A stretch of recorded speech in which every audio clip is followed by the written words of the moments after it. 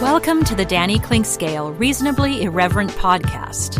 Insightful and witty commentary, probing interviews, and detours from the beaten path.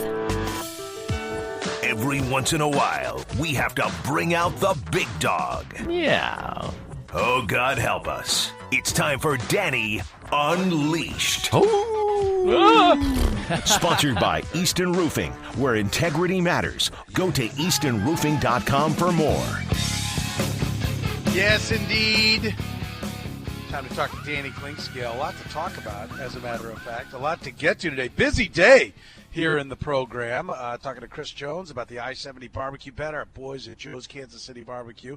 Bringing it strong, feeding 100 kids. Operation Breakthrough is going to benefit. Great work done at Operation Breakthrough. And Joe is going to have some meals down there. GQ Barbecue in Denver doing their part in Denver. Loser buys for 200 meals. That's how it's going to work with the two barbecue spots. Dalton Reisner, K-State kid for the Broncos. Chris Jones for the Chiefs involved in this. We're talking to Chris Jones about barbecue and football a little bit earlier. And so that is something to get fired up about. Not only will the Chiefs win, but kids are going to win on this one. That was a lot of fun. And, of course, the Bushnell Factory Outlet Sale happens only, once in a while. I think it's twice per year they do it. Once here at the holidays.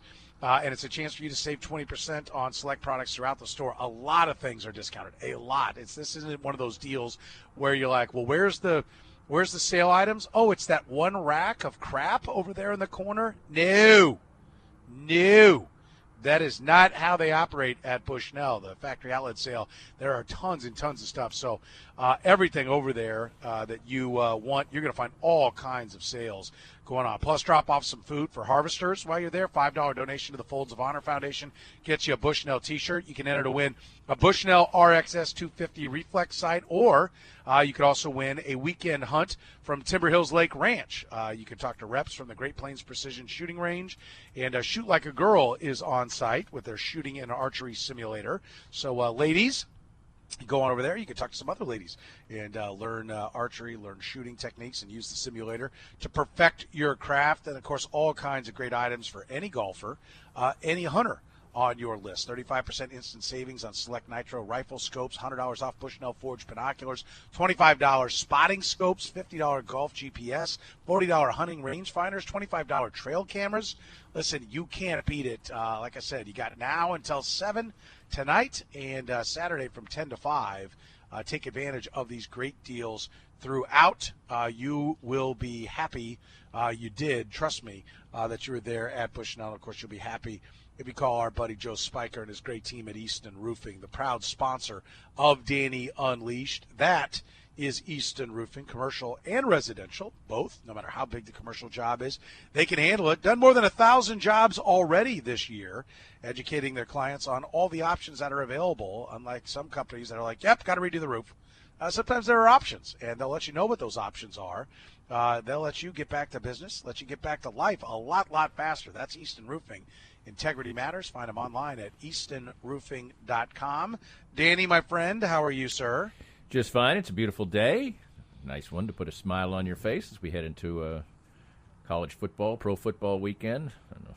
That Sunday night game carries so much intrigue. I don't know if I can wait for it, but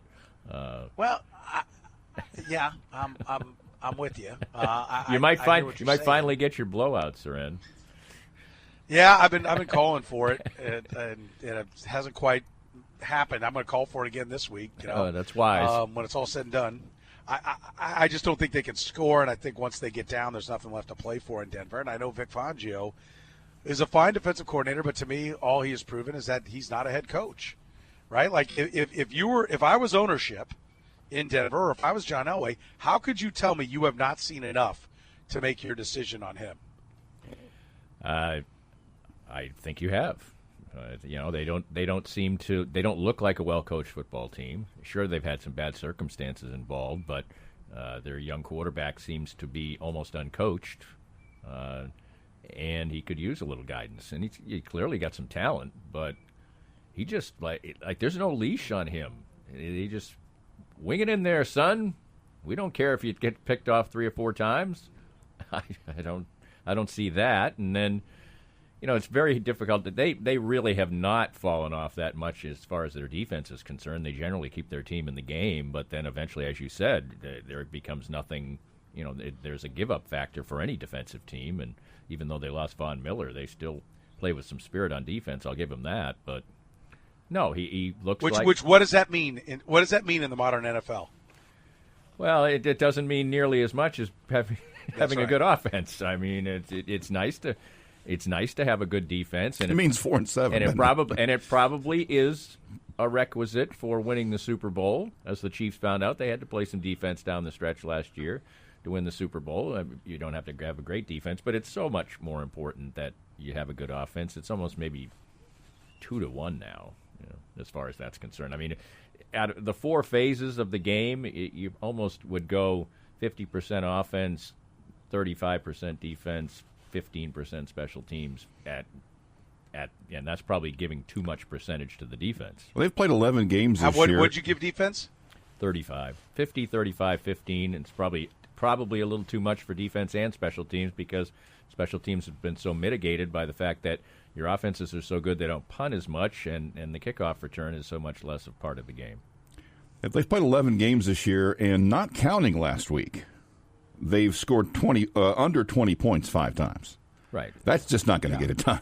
No, it's impossible. I think this is what NFL people don't want to do. They don't want to admit it's all about offense. They don't want to admit it's all about quarterback. We know from listening to Scott Pioli here, and I know the first time he came in, and first chance I had a conversation with him, and I said, look, he was telling me all about the process and blah blah blah, and I'm like, yeah. I said, that's all great, and I get it. And I said, I know personnel, right? That's been proven time and time again. He was 3-time Executive of the Year. I said, but, when you got a question about something, I said, maybe you've hired the next Bill Belichick. But I know at least right now Bill Belichick ain't down the hall to go talk to. And I know Tom Brady ain't the guy that's ultimately going to pull the trigger on this process. And, he kind of tried to talk about how, I was missing the big picture.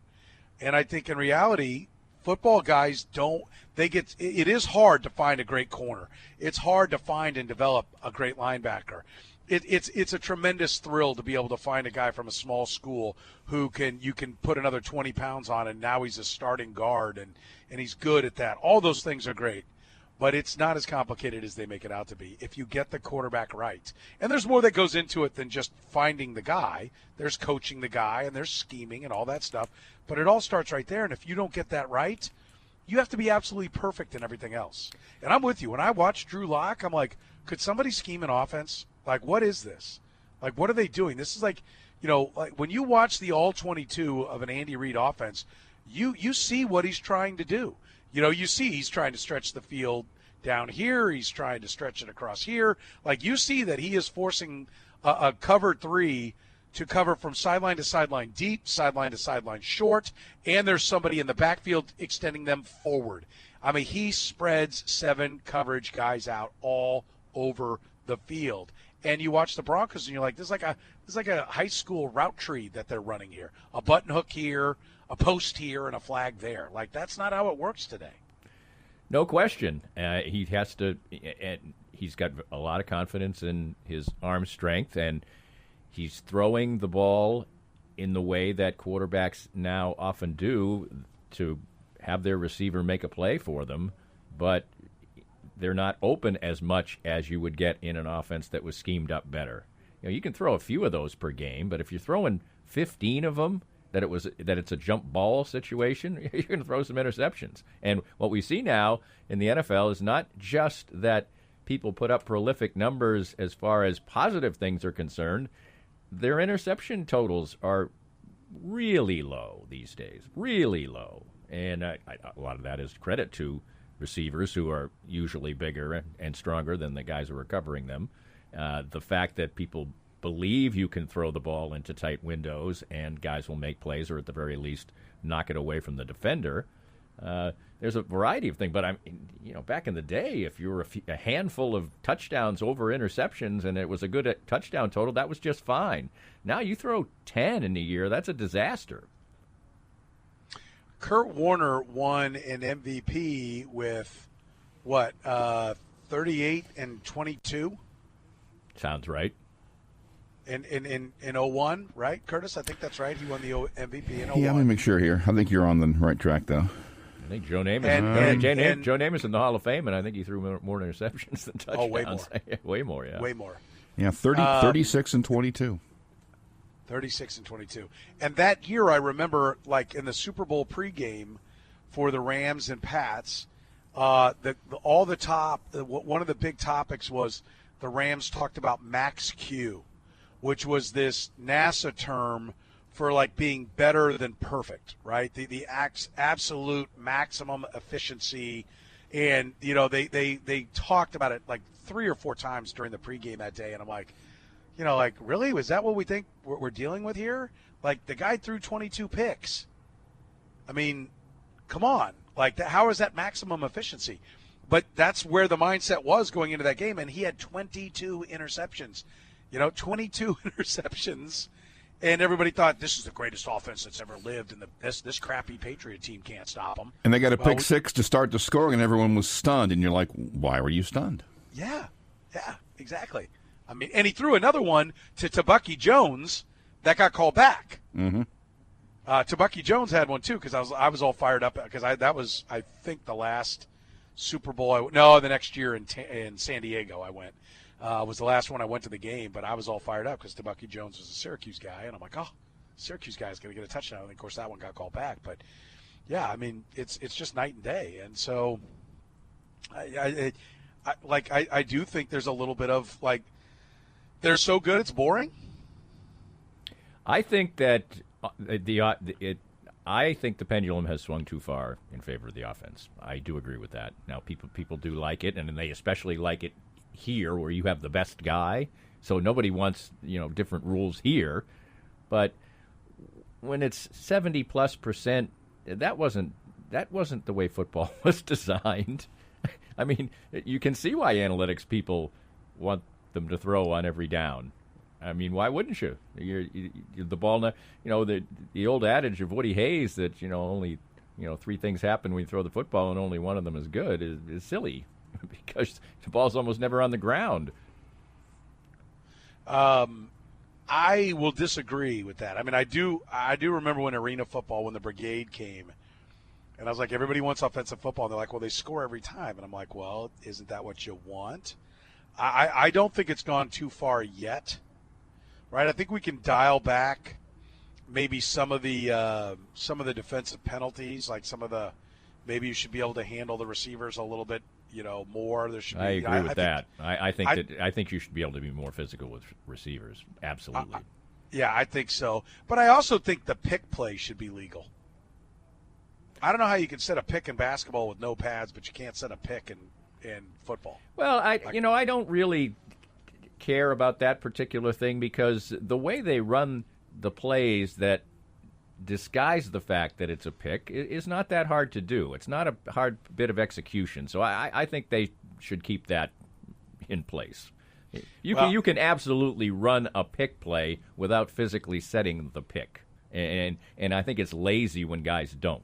So I would agree. I would prefer. I agree with that. I would prefer to keep the pick. They don't call it that much anyway, and proper execution isn't that difficult. So I would like to see the offense have to, work a little hard to get things done. But what we know is if you have mediocre quarterback play, you've got no chance. I mean, yes. No chance. The only team in the league that is bucking that trend a little bit is the Bears. And they're 5-6. Right. Yeah, wrong. When they were 5-1. When they were 5-1, okay, yeah, now they're 5-6. But why do they go from 5-1 to 5-6? Because their quarterback sucks. Quarterback blows. Well, so chasing the team whose quarterback's going to the Hall of Fame. Tell me where mediocrity kicks in. I'm gonna go through the quarterbacks by how they're ranked right now by QBR. Okay? And tell me where you think we've hit mediocrity. All right.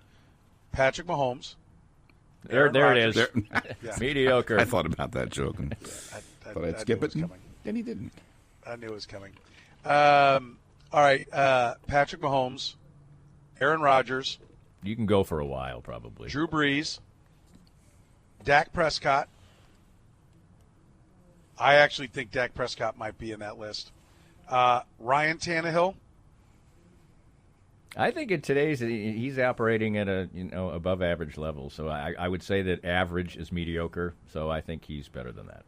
So he's better than that. Okay, 65%, 23 touchdowns, 4 INTs. Yeah, there's nothing wrong with that. Okay. Josh Allen. Russell Wilson. I'm not going mediocre yet. There's Deshaun Watson. No. Ryan Fitzpatrick. Derek Carr. He's playing better than mediocre. Kyler Murray. Better. Teddy Bridgewater. You might be getting close now. Tom Brady. No, he's still playing better than mediocre. Matt Ryan. He's playing good this year. I'm not too sold on Matt Ryan. Justin Herbert. Better than Baker mediocre. Mayfield. I mean, there's Mayfield. I think is. I think they don't have him do that much. I might go mediocre right now on Baker Mayfield. Yeah, here's where I would say, the QBR is not the end all be all. Fitzpatrick is just boom or bust. Like if he's on, right, he's great. If he sucks, which makes him mediocre in my book. I think Derek Carr is mediocre. I think he's just good against the Chiefs for whatever reason. I actually think Derek Carr is mediocre. I think that's a testimony to what we're talking about football. If you look at Derek Carr's numbers and you call him mediocre, you see how easy it is to play offense right now. Yeah, because he's at 19-4, he's on pace for close to 30 touchdowns and like 7 or 8 INTs. Right, and if that's mediocre, that makes my point. It does. Oh, I agree. I'm with you 100%. I just like the exercise of what right. quarterbacks are. Kyler Murray is a mediocre passer at best. His legs make him more than a mediocre quarterback. Right, and but they're not going anywhere too. in the playoffs. Right, Allen's in that category too. Still, I think I give Allen more credit. I think Allen and Kyler Murray might get there. Allen's a year further into it. I wonder if Kyler Murray doesn't need to lose some of his legs to force him to be a better passer. And I wonder if he can become a better passer. I don't know. I'm not as sold. Like, you get all these darlings. Everyone's like, oh, Baker Mayfield was the guy after his rookie year. 2 years later, we're calling him mediocre. And last year, everyone's saying this guy sucks. What are you going to do? Lamar Jackson's the MVP of the league. And this year, we're talking about he can't pass. And I had somebody go, well, why are all these quarterbacks stinking? I think part of it is there's this rush to crown way too early. And I think there's a little bit of like, pitchers. Like if you haven't seen their stuff, you don't have a book on them yet, they're a little harder to hit. Then when you're like, okay, he does this, and actually that fastball's not that good. Sit the fastball or sit the change. You can still get around on the fastball. I mean, I think once books get written, reality starts to settle in. So I think Allen's made himself better. I think Kyler Murray, they're going to start pinching him in the pocket and saying, beat us through the air, right? And the weaponry in Arizona, I'm not, sold is going to be such that he just, okay, I can't run here. I'm going to pick guys apart. So he has a good arm, but he's small. So, yeah. I think he needs his legs. He needs to find a way to. But he clearly likes to skedaddle, and it's fun to watch when he does because he's got those little tiny steps that he takes. He looks like he's going 100 miles an hour. Even though he's fast, but I mean, he looks even faster. You can have like the little Tom and Jerry sound effects whenever you run. Right. Exactly. I think Bridgewater's mediocre. I think Brady can be good or mediocre. I think Matt Ryan is mediocre. The fastball's not there. I've seen too many times late in games that he can't get the ball there. Guys are open and he's late to see him, and then he doesn't have the arm to just muscle it in there. I think he's completely mediocre. I think Herbert is going to be a guy that next year is going to be like, what's happening this year? Like, he had all these great numbers. He never gets it done when it's crunch time. So, and I think they're going to fire Anthony Lynn. They're going to fire the offensive coordinator, and they should. And so then you're going to have, well, he's had 2 offensive coordinators in 2 years. He's having to learn a new offense, blah, blah, blah. You're going to have all that excuses. But I really think that, like, the reason Patrick Mahomes is great is because when he's got to score and the other team knows he's got to throw, he still smokes them. Yep. And when guys are putting up big, flashy stats, when things are going well, when the run's available, not even that they're running it well, it's just available, right? Like, that's a little bit of fool's gold. Like, Alex Smith could look really good on a drive. Oh, that was a great, 14-play, 8-minute drive. Okay, but then when you got a minute 50 and one timeout, you better only need a field goal because he's not getting you down there for a touchdown. I mean, we had it. It wasn't until like his fourth year that he took possession of the ball with under 2 minutes to go and drove the team in a half or game and drove the team for a touchdown. Right. But he's there. That's your testimony there. He's got a mediocre skill set and mindset, and he still put up excellent numbers in the context of the way football is played now. Real quick, Kirk Cousins, mediocre. Daniel Jones is number 18 on QBR. If he didn't fumble everything, I think he might be better. But he's bad. I think he might be a pretty good player if he had different surroundings, but he doesn't. So how about this? Roethlisberger, 25 touchdowns, 6 INTs. He's 19th in QBR. Well, he's turned into a kind of a short thrower a lot. He'll take his shots, but still, that's effective play. 25 and 6. I mean, it is. I don't. The fastball's not there, and no, I think I agree with that. There are going to be issues. Phillip Rivers. And he's got great receivers. Yeah, I agreed. Phillip Rivers, no. Lamar Jackson, not if he's got to throw. Matt Stafford, mediocre. Burrow, mediocre at best. Goff, mediocre. Minshew, no. I think Burrow was playing at a level that showed that he will not be mediocre. There's a future, but he's mediocre right now. Right. I mean, he's hamstrung by a lot, but he had a couple, 3 really whopper games. Now he had to be coming back and all that stuff, and was put in a position where he threw the ball, upwards of 60 times. And when he had a chance to beat the Browns, he couldn't do it. When he had to get the score, he couldn't do it. Now again, upside, there's it's still there. I'm not, closing the book on him, but right now, if the Chiefs defense has to defend a 4-point lead against Joe Burrow, they're not losing. Well, some of that is driven by what he's got around him too. So I'll say that. Boyd, A.J. Green. Well, A.J. Green when's he playing? I mean, he has played all year. He just hasn't done a whole lot. Right. And whether is that Burrow or is that A.J. Green's done? I don't know. They gave him $18 million to stick around. He's got Joe Mixon in the backfield. I mean, he's got a first round. He's got, I think, a first round left tackle, a first round. He's got a first-round right tackle. That's the thing is everybody just, he's young. Well, okay. I mean, so is Justin Herbert. Right. You think it's a lot better there? I think both players have. I still think Joe Burrow has. I think a lot of him still. Okay. So, but he just got hurt too, and he's on a bad team. So, there's a lot of circumstances involved. But even when you were ticking off people that were mediocre, and I'm not going to disagree with that skill set that you're describing, they are putting up numbers that would have been MVP 10 years ago. Yeah. I mean, literally. No, I agree. Literally. I agree. I agree wholeheartedly with your point. All right, let's take a break. More with Danny Klingscale. He's brought to you by our friends at Easton Roofing. Estimates always free. Suggestions, they're built on integrity. Let Easton Roofing educate you about every possible roofing solution for your home or business. It's not about Easton Roofing. It's about your specific roofing need. Easton Roofing is an Angie's List Super Service Award winner. Call Easton Roofing at 913-257-5426. See them online at eastonroofing.com. Get back to business faster with Easton Roofing.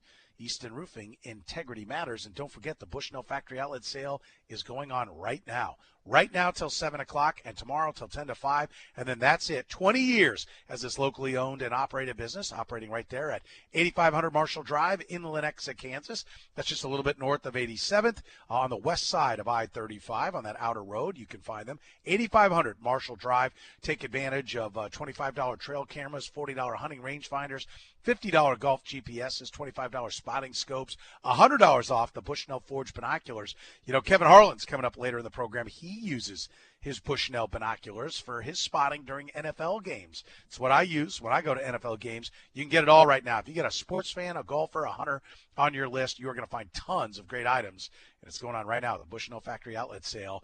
Now until 7, tomorrow 10 to 5, and then that is it. It's at 8500 Marshall Drive. More of Danny's Reasonably Irreverent podcast after this.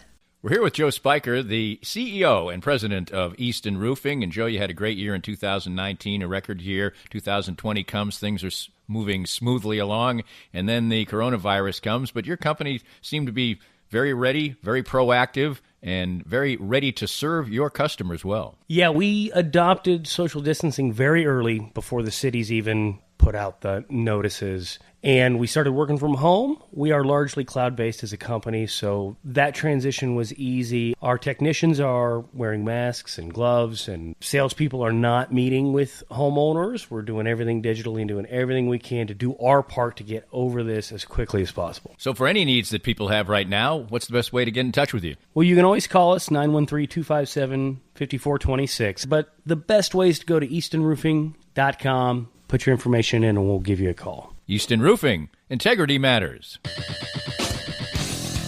Chiefs wearing red over red for the 11th time on Sunday. Who was the first opponent to see the red over red Chiefs uniform? It's either the Pats or Seahawks. Nope. Chargers. Nope. All right, let me try this. Jets, Bills, Dolphins, Steelers, Browns, Ravens, Bengals. This is the Titans. kind of thing that Am I getting close? Nope. Curtis remembers. In the wrong conference. I did a little historical breakdown on Twitter last night for those who. Okay. Seahawks, Rams, Cardinals. Who am I forgetting out there? 49ers. Giants, Redskins, Cowboys. Cowboys. There it is. Nailed it.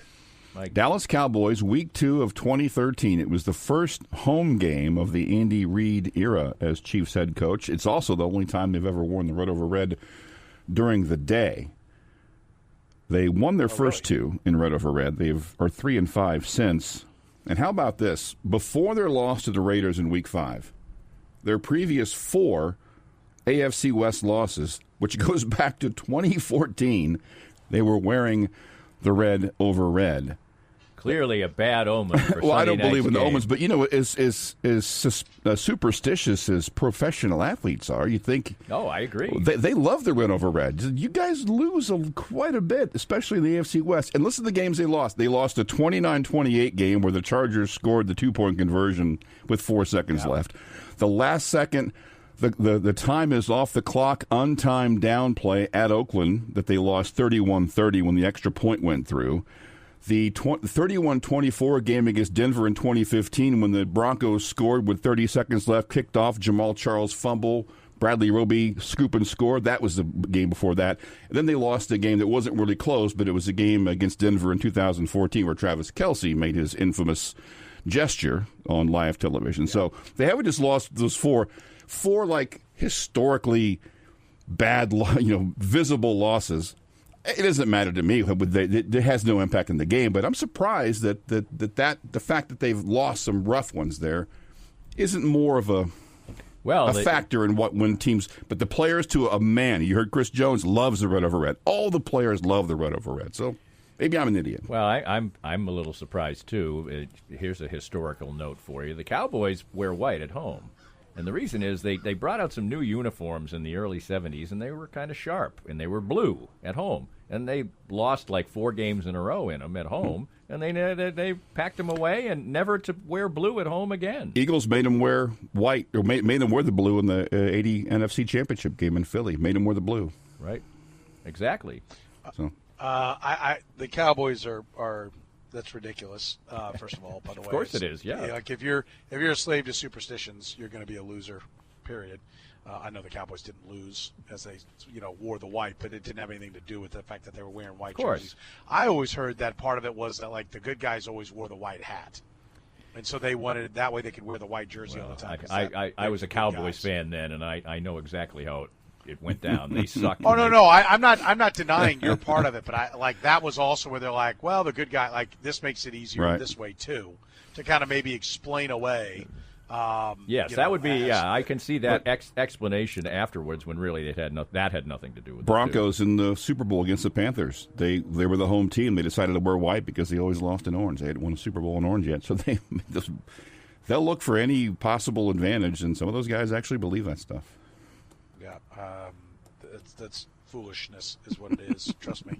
But great barbecue from Joe's Kansas City. Of course, they're giving back to the community. 100 meals are going to be made by Joe's Kansas City Barbecue for kids that otherwise would be struggling to get meals. Operation Breakthrough going to benefit from this, the wonderful Operation Breakthrough that does so much for families and kids in need. And, of course, all part of the I-70 barbecue bet between Joe's and GQ Barbecue in Denver. We had Chris Jones on earlier talking about it. If you missed it, you can catch that at 810WHB.com. Probably hear a lot of it coming up later on here in the program, as well as Chris Jones. Big fan of Joe's Kansas City Barbecue, as are we. Big fan of great local businesses like Joe's and like the Bushnell Factory Outlet at 8500 Marshall Drive, now till 7 and tomorrow 10 to 5. Check out all the great discounts. 20 years in business means 20% off on select products all over the store. Also, you really need, if you are somebody that is inclined to go check out, like you want to do some hunting, the Shoot Like a Girl's, you can Shoot Like a Girl. You can find it at shootlikeagirl.com. Their simulator is out there. It's absolutely fantastic, and I've had a number of people reach out to me. Big 18-wheeler setup. You're going to love it. Like, make sure you get there today or tomorrow. Their mission there at Shoot Like a Girl is to make sure that all women that want to participate in shooting sports are empowered to do so. Do it with confidence. You can come check out and try it out right now at their great shooting simulator there. You can't miss it. It is at the Bushnell Factory Outlet. We're talking to Danny Clinkscale here. Also, by the way, register to win a weekend hunt from Timber Hills Lake Ranch and a Bushnell RXS 250 Reflex sight. So take advantage of it at 8500 Marshall Drive today till 7, tomorrow 10 to 5. Danny Clinkscale brought to you by Easton Roofing. You can find Easton online at eastonroofing.com. No payment is collected until you're 100% satisfied. Residential and commercial jobs. That's Easton Roofing. eastonroofing.com. Danny, sporting last night. You got a takeaway from it? What you take away from last night and how you look forward to next year? What you'd look forward with it? Well, I would think that you're going to go into the off season with a really bitter taste in your mouth. I mean, you can talk about the squandered early opportunities potentially last night, but the bottom line is in 2 playoff games, they gave up 6 goals. And that was not what, they had a much improved defensive record during the course of this season, but they were bad defensively last year. They made a lot of changes in the back line, and seemingly they had settled in, but in the biggest games, it didn't work out. And there also seemed to be a real once the game sort of got away from them, there wasn't much of a fight back, I didn't think, from Sporting in the game. So it was just disappointing on all levels. It's one soccer game. That's why NFL playoff games, if they throw a dud out there, they're important. There's no, most years in soccer, there's at least 2 games for you to, another game for you to recover. There wasn't this time. It's at home. It continues. It wouldn't have mattered. It continues. It wouldn't have mattered. Yeah, I don't think so either. And I listened to a national pregame show before the game, and both of the people on the show picked Minnesota to win. Ever since Reynoso, that's what I want to talk about. Ever since Reynoso has come to Minnesota, they've been great, and the Sporting had no answer for him. That's what I wanted to talk about because he was the best player on the field. I know the guy who scored the couple of goals got the man of the match. Reynoso was the man of the match. He was the guy that made the biggest difference. 25-year-old. Is he from South America or Central America? I forget where he's from. I think he's from. Look that up, Curtis. Reynoso. I know you don't know the soccer, but Reynoso, not an A, an O on the end. Minnesota United FC. See where he's from. I forget where he's from. I think he's from South America. I believe, is it? But I'm not sure. We're going to find out. Curtis, okay. He's from Argentina. Yes, that's right. Well, that sounded really confident. No, I'm sorry. I was just pulling it up here. He doesn't have a very extensive Wikipedia page. Yes, Cordoba, Argentina. Okay, I just don't know why if you're reading Argentina, why you'd be Argentina. Because I was reading his little bio, and it said is an Argentine football player, so I didn't want to say Argentine, and I just paused. I don't know why you had to make such a big deal out of it. Are we a little touchy? I mean, Jed's just trying to distract away from the Sporting performance by. I'm doing Curtis's job. I know we're a little ways away from 420, but are you okay? No, we should probably take a break. Okay. But my take on this is that number one, I'm curious what they're going to do in the offseason. And I think it's an interesting offseason because Sporting spent more money than they've ever spent, and then they got pantsed economically. And, yes, the Illig family has gobs and gobs of money, but, you can't ask, just like John Sherman and his team, they have lots of money. I cannot ask them to lose hundreds of millions of dollars every year. Right. And soccer's not as much. I do hope that they will absorb some losses in these difficult times and say, hey, for the betterment of the club and for the town, this is what we're going to do. I don't think he'll be selling off players to make the money back immediately and say, well, we'll start over. But, because the economy is so depressed, and I saw there was a $350 or $300 million bailout package from the EPL to the Champions League, which is like the AAA. Right. But right. remember, and in some soccer, money for people who don't know. Some money for the other tiers, too. So. Yeah, it's like $240 million for the champions, Yep. and then 15 and 15 for level 3 and 4. And so they're doing that. So I understand, but that also means that the market, for players is depressed as far as what they can ask for. So it's actually a great time to go buy talent because they're not getting the amounts that they really should. So you're getting discounts on talent.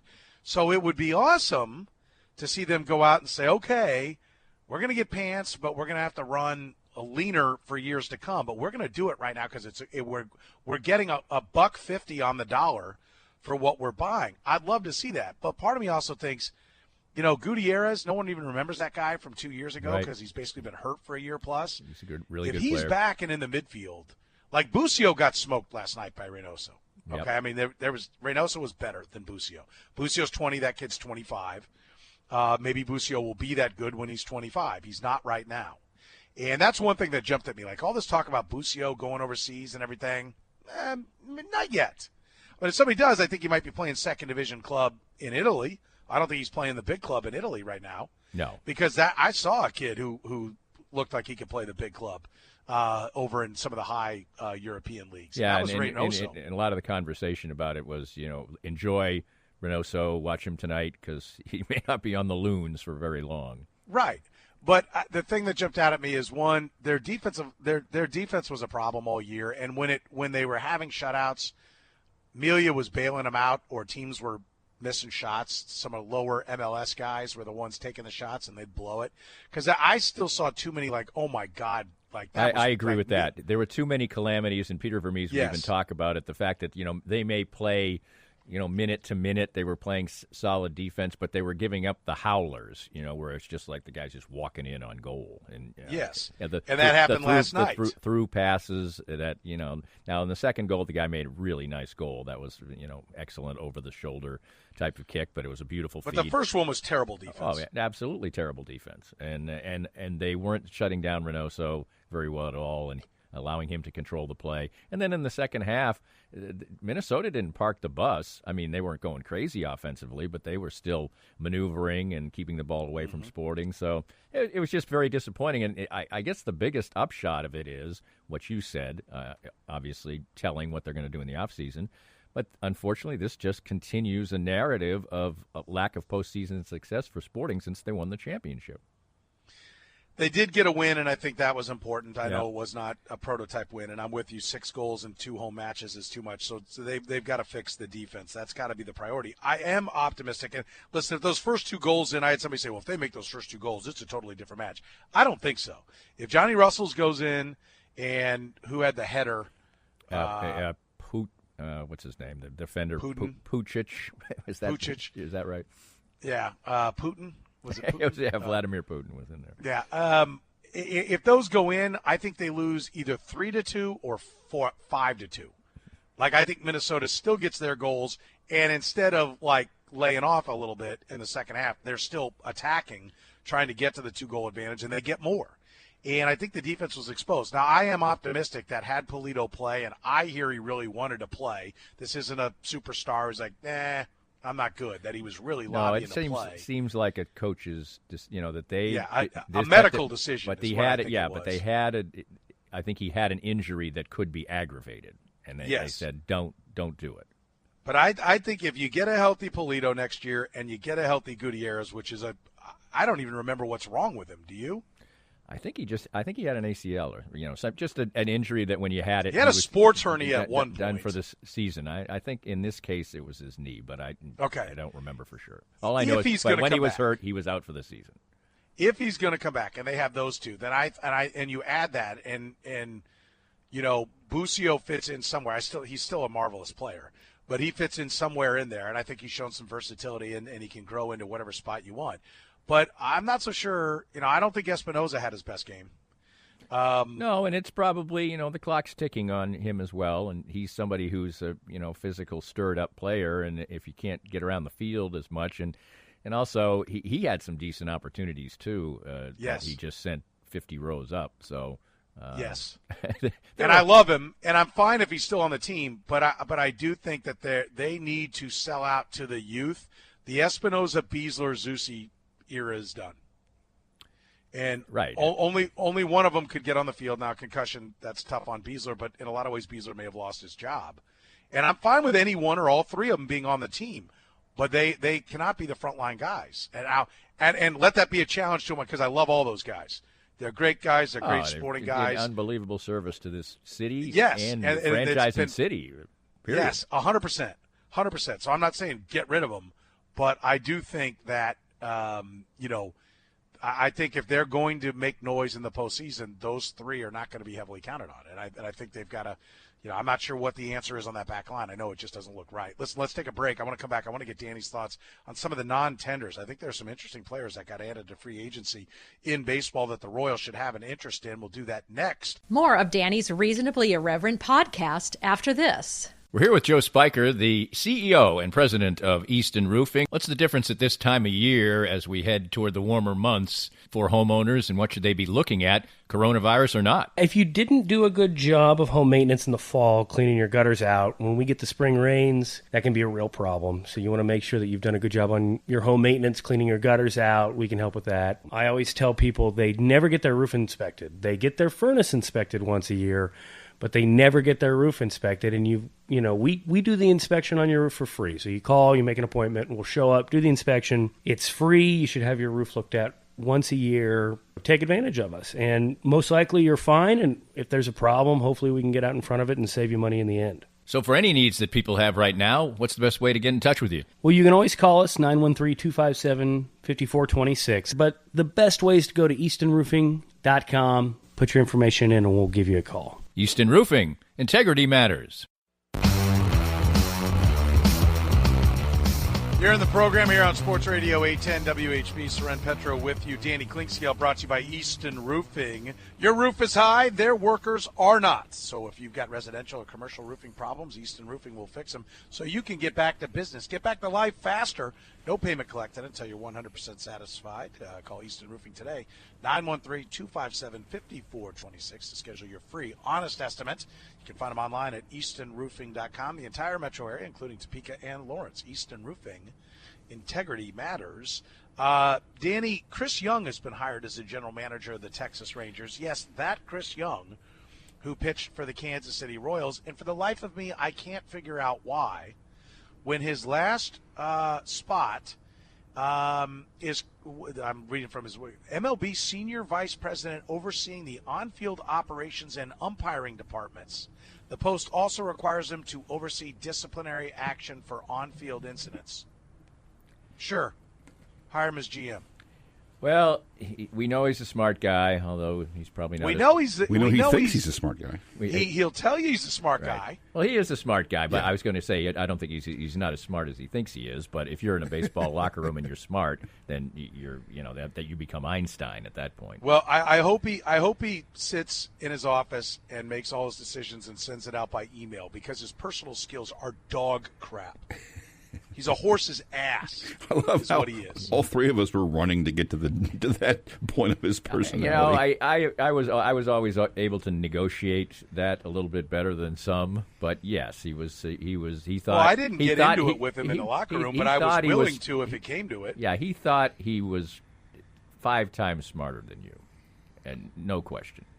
I mean, I remember after the playoff game, he pitched and was it the ALCS and lost, or was it a World Series game? I think it was an ALCS game.